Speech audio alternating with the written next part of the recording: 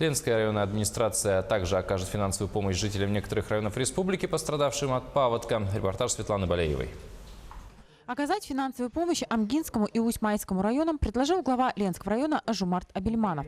А на встрече профсоюзов, состоящейся сегодня, было принято совместное решение о сборе денежных средств среди сотрудников администрации.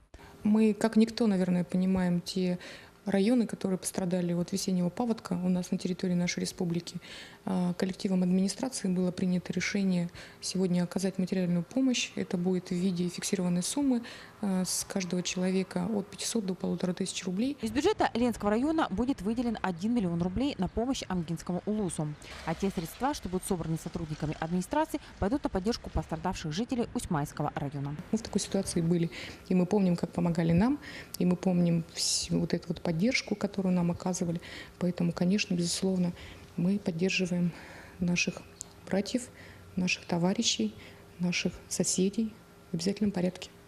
Сразу же к акции присоединился и Ленский технологический техникум. Педагоги перечислят в фонд пострадавших районов свой однодневный заработок. Коллектив техникума воспринял эту трагедию как свою, и как бы по решению общего собрания коллектива было принято решение о перечислении однодневного заработка в помощь пострадавшим жителям Амгинского района. У нас списки уже подписаны, переданы в бухгалтерию, то есть только теперь остались финансовые формальности.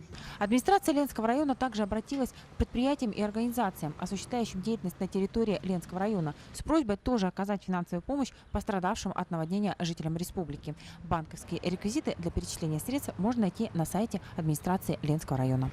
Светлана Балеева, Виталий Андреев, Ленск.